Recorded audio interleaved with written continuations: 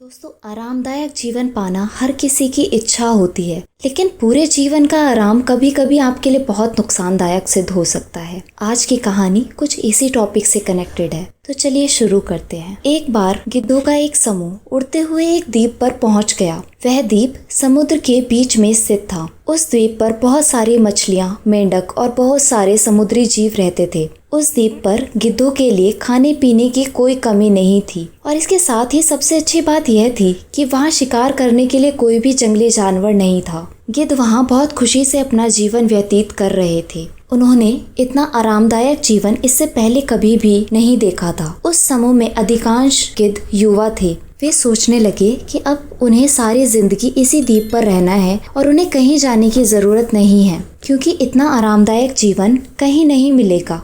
लेकिन उनके बीच एक बूढ़ा गिद्ध भी था जो बहुत बुद्धिमान था। वह बूढ़ा गिद्ध जब उन सभी गिद्धों को द्वीप पर आरामदायक जीवन व्यतीत करते हुए देखता तो वह इस बात से चिंतित हो जाता कि ये सभी गिद्ध इस द्वीप पर बहुत आरामदायक जीवन जी रहे हैं। यहाँ उनके सामने कोई भी चुनौती नहीं है, लेकिन इस आरामदायक जीवन का दुष्प्रभाव ये पड़ेगा जब भी कोई कठिन परिस्थिति आएगी तो उनसे लड़ने की क्षमता उनके अंदर खत्म हो जाएगी। ऐसे वो मुसीबत का सामना कैसे करेंगे और वास्तव में जीवन का सही मतलब नहीं समझ पाएंगे। बहुत सोच विचार के बाद एक दिन बूढ़े गिद्ध ने सभी गिद्धों को एक जगह पर एकत्रित किया। अपनी चिंता व्यक्त करते हुए सभी को बताया कि हमें इस द्वीप पर रहते हुए बहुत समय हो गया है और मुझे लगता है कि अब हमें उसी जंगल में वापस लौट जाना चाहिए जहां से हम वापस आए थे। हम यहाँ चुनौतियों के बिना जीवन जी रहे हैं। ऐसी स्थिति में हम किसी भी मुसीबत के लिए तैयार नहीं हो पाएंगे। सभी युवा गिद्धों ने उसकी बात को नजरअंदाज कर दिया और सोचा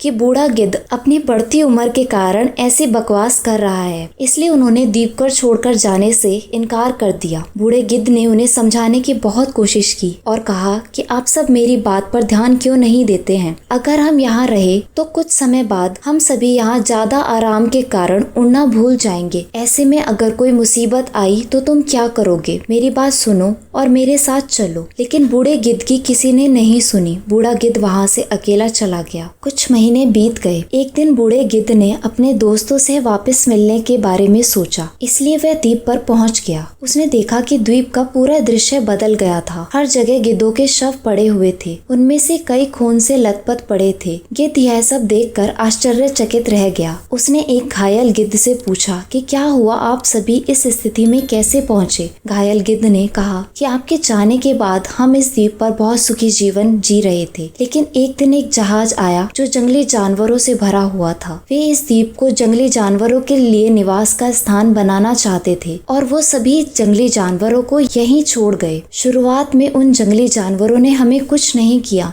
लेकिन कुछ दिनों बाद जब उन्हें ये एहसास हुआ कि हम उड़ना भूल गए हैं और हमारे पंजे और नाखून इतने कमजोर हो गए हैं कि हम किसी पर हमला भी नहीं कर सकते और ना ही अपना बचाव कर सकते, फिर उन्होंने एक एक करके हमें मारना शुरू कर दिया और हमें खाना शुरू कर दिया, जिसकी वजह से हमारी यह हालत हुई है। शायद आपकी बात ना मानने की वजह से हमारी यह हालत हुई है। यदि उस समय आपकी बात मान ली होती तो आज हमारी यह स्थिति नहीं होती। हमेशा याद रखें, अपने कंफर्ट जोन में रहने से आपका व्यक्तिगत विकास रुक जाएगा या आपको मानसिक रूप से कमजोर बना देगा और आप कठिनाइयों से लड़ने की ताकत खो देंगे। इसलिए कभी भी अपने कंफर्ट जोन में रहने की आदत ना डालें, बल्कि हमेशा खुद को चुनौती देते रहिए और परेशानियों के लिए हमेशा तैयार रहिए, क्योंकि आप जब भी चुनौतियों का सामना करते रहेंगे तो आप उन्नति की ओर आगे बढ़ते रहेंगे। अंत तक मेरा साथ देने के लिए थैंक यू गाइस।